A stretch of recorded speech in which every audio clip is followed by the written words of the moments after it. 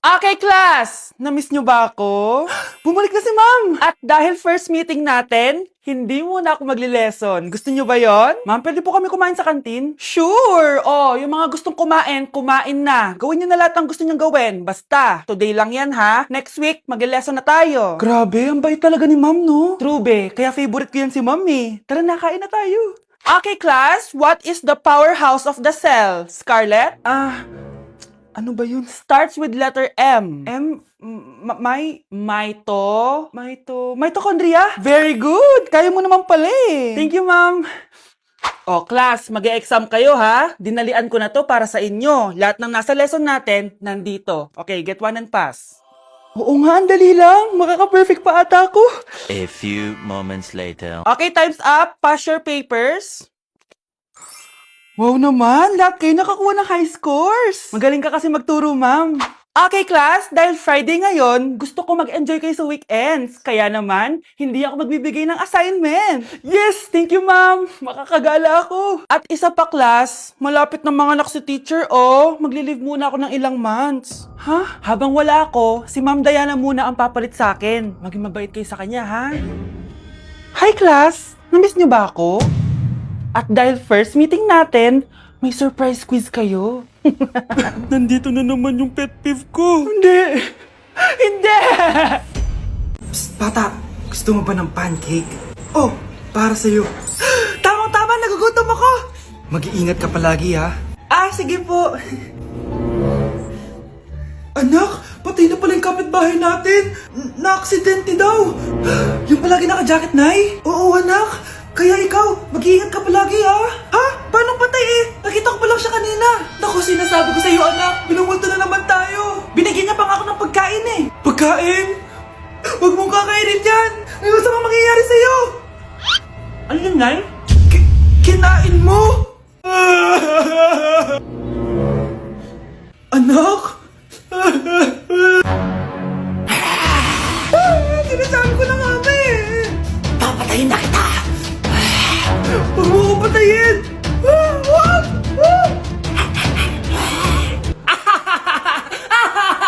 It's a prank! Punyeta ka? Prank-prank ka pa, ha? Maglinis ka nga. Sige po, Nay. Bilisan mo dyan, ha? Kundi kung papatayin ko. Nay, baka yan na yung multo. Kumakatok na. Ay, anong multo-multo? Delivery yan? Nag-text siya sa akin. Ay, nandito na order ko. Delivery. Kuya, okay ka lang ba? Hi, neighbor. Yung lalaking umuwi dyan kagabi, hindi ako yun, anak. Umalis na kayo dyan ngayon na. Nay! Nay! Aray! Mahal. Napano ka?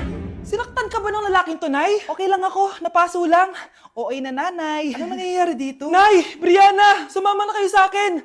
Sasaktan tayo ng lalaking to! Di natin alam baka mamamatay tao yan! Ate, anong sinasabi mo? Si tatay yan, oh. Hindi yan si Tatay Brianna! Nay! Sumama na lang kayo sa akin! Scarlett! Ako to! Tatay mo! Ba't parang di mo ako kilala? Gutom lang yan, Scarlett! Tara na! Kain na tayo! Bahala kayo! Sige! Huwag kayo maniwala sa akin! Tay, hindi sasama si nanay tsaka si Brianna. Ayaw nila maniwala sa akin. Hayaan mo na. Susunduin kita sa harap ng bahay. Sige, Tay, lalabas na ako. Sarap talaga ng luto mo, mahal. Tay, pagpasensyahan niyo na si Scarlett, ha? Palagi kasi nagpupuyat yun, kaya ganyan siya. Nasaan na ba yun? Huwag kang mag-alala, Scarlett. Safe ka sa akin. Tay, salamat. Niligtas mo ako sa kanya. Hawak ko na siya. Very good. Teka lang, bakit wala dito si Scarlett, mahal? Pabalik na yun, mahal. Sige na, kumain ka na lang dyan. Sige. Kain na tayo. Gaganti na ako sa mga panluloko mo sa abroad. Munda sa akin yung anak mo sa labas. Gusto ko lang maging malinaw sa inyo na dito sa klase ko, ako ang nasusunod. Naintindihan? Ma'am, ito po yung assignment ko. Anong klaseng assignment to? Parang ginawa lang ng bata. Mababa lang grades mo dito, ha? Pinaghirapan ko yung assignment na yun. Sino ang pambansang bayani natin? Ma'am, Scarlett. Ang pambansang bayani natin ay si... Oops! Napakabagal mo sumagot. Ang pambansang bayani natin. Straight to the point ang kailangan ko sagot. Ayusin yung sumagot, ha? Hindi na kayo elementary. Opo, ma'am. Pinayagan ba kita kumain sa loob ng klase ko? Ma'am, akin na yan. Kung ayaw niyong binabastos kayo, wag niyo akong bastusin. Oo, be. Kain tayo sa labas mamaya, ha? Hala, galit na si ma'am. Umalis lang ako saglit, ganyan na kayo. First meeting pa lang natin, pinapakita nyo ng mga ugali nyo. Buti pa yung kabilang section, tahimik lang. Kayo na ata ang worst section na napuntahan ko. Kung kami ang worst section, ikaw ang worst teacher. Sorry po, ma'am. At dahil dyan, bibigyan ko kayo ng maraming assignment. Ma'am? Oh, Scarlett, kamusta ka? Sana ikaw na lang ulit teacher namin. Ang sungit ng bago naming teacher eh. Hayaan mo. Next quarter, ako na ulit ang magiging teacher nyo. Talaga, ma'am? Thank you, Lord! Anak, hanapin mo nga dyan yung pante ko. Sige po, Nay. Ang dami naman nito. Ito ba yun? Salamat, Ano pa kaya meron dito? Ano yun? Ano to? Wishing rose? Subukan ko nga. A few moments later. Sana maging maayos na yung mga kapatid ko at sana hindi palaging galit si nanay. 1 hour later. Babe, mahal mo ba ako? Hindi. Bakit? Kasi mahal na mahal kita.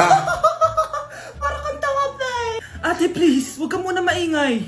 Nag-review ako dito, Yan, sige.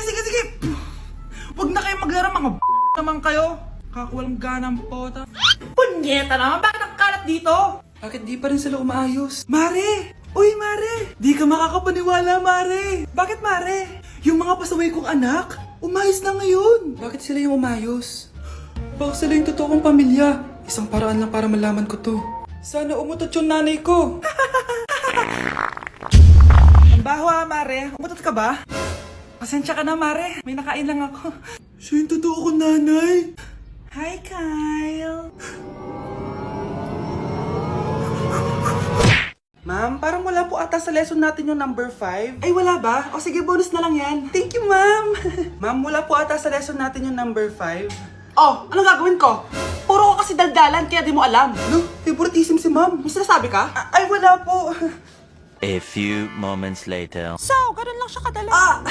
Ma'am, pwede po ako pa-excuse? Sumasakit po yung puson ko eh. Sige, punta na lang sa clinic, may gamot doon. Sige po, ma'am.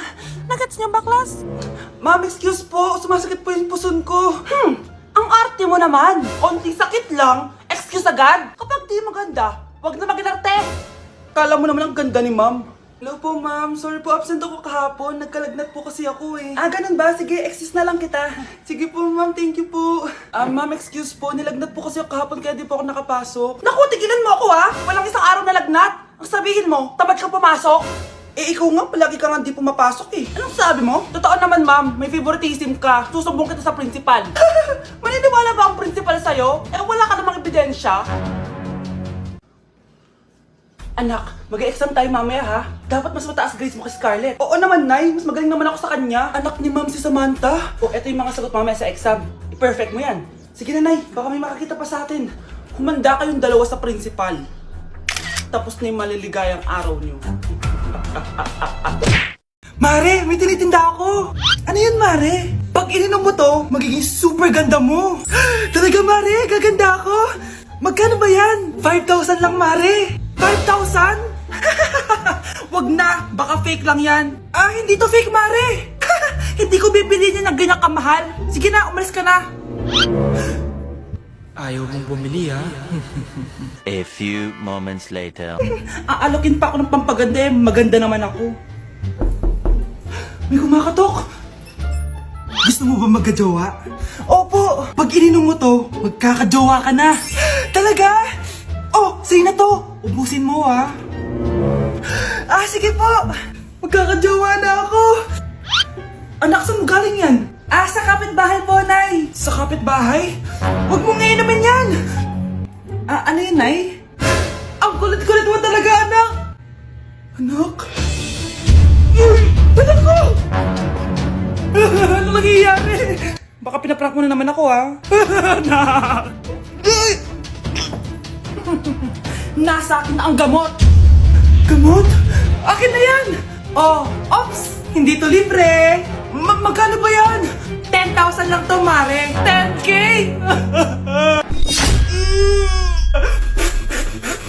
Pakainit. Nay, anong ginagawa mo dyan? Pinapainit ko lang to lutuan natin. Uso kasi to, anak. Uso, Nay? Bakit di na lang doon sa kusina?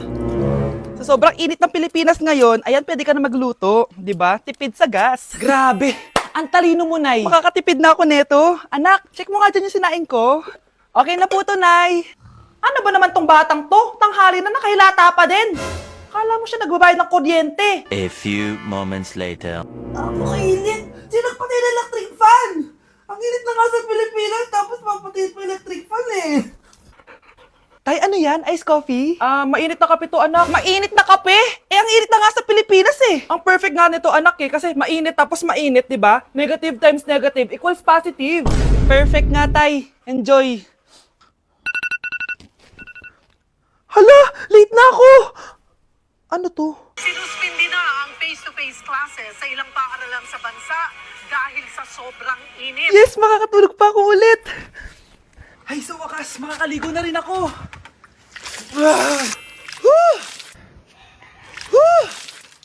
Hi, Cheska. Hi. Alam mo ba kung bakit mainit sa Pilipinas? Bakit? Kasi, hot ako. Pero ng tabo. Yan, ang init-init na ka sa Pilipinas tapos mag-joke ka pa ng ganyan. Sungit!